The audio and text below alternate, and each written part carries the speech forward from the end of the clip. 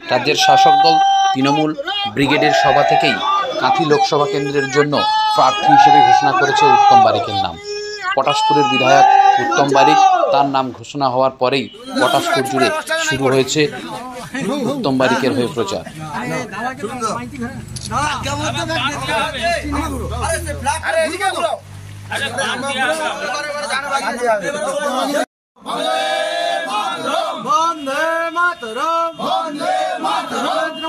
तृणमूल कांग्रेस जब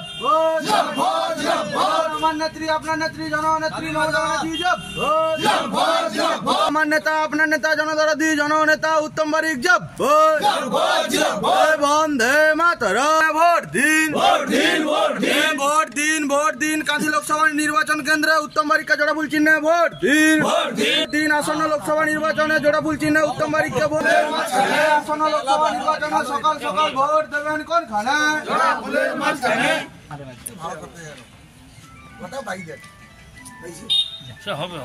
আস্তে আস্তে হবে।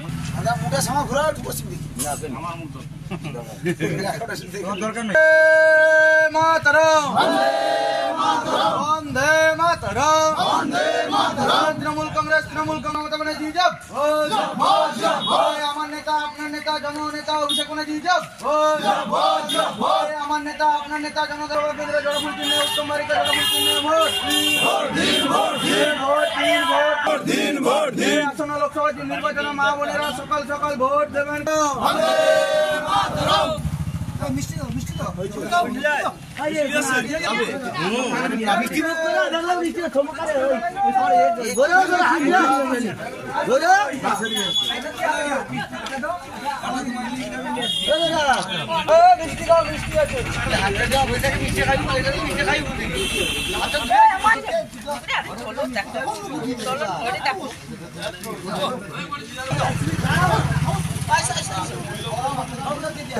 দেখছি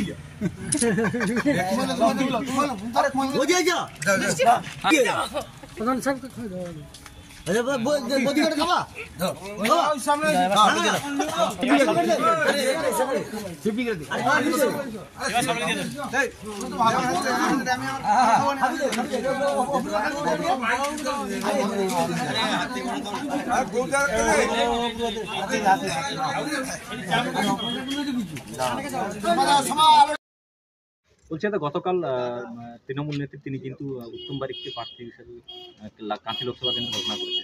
তারপরেই দেখলাম যে আপনারা দেওয়াল লিখনে কি বলবেন? না, আমরা আগে থেকেই প্রস্তুত ছিলাম। নির্বাচনকে সামনে রেখে আমাদের কর্মীরা উৎসাহের সঙ্গে প্রস্তুত ছিল। গতকাল আমাদের বাংলার মুখ্যমন্ত্রী মমতা বন্দ্যোপাধ্যায় 42টা কেন্দ্রে যেভাবে প্রার্থীর নাম ঘোষণা করেছেন, সারা বাংলা উচ্ছ্বসিত।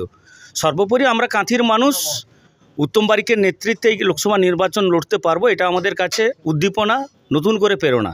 তো স্বাভাবিকভাবে কর্মীদের সেই আন্দোলন আশা আকাঙ্ক্ষা বাস্তবায়িত হয়েছে যে আমরা আমাদের লোকাল প্রার্থী পেয়েছি, যোগ্য প্রার্থী পেয়েছি। নিশ্চিতভাবে তৃণমূল কংগ্রেস তার যে প্রতিদ্বন্দ্বী প্রার্থী তাকে নিশ্চিত পরাজিত করতে পারবে, এটা আমরা আশাবাদী। এখন কর্মসূচিতে কি আমরা আজ থেকে গতকাল থেকেই শুরু করেছি আমাদের কর্মসূচি। স্বাভাবিকভাবে মানুষ স্বতঃস্ফূর্তভাবে প্রত্যেকটি বুথ এলাকায় মানুষ উচ্ছ্বসিতভাবে মিষ্টি বিতরণ করছে, মিষ্টিমুখ করছে। কারণ নির্বাচনের আগে আমরা প্রার্থী ঘোষণা থেকেই প্রমাণিত হয়ে গেছে যে আমাদের প্রার্থী জয়লাভ করবে, এটা আমরা সুনিশ্চিত।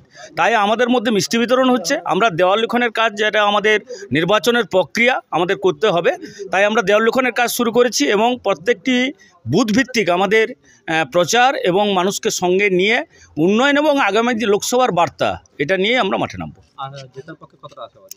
100%, 200।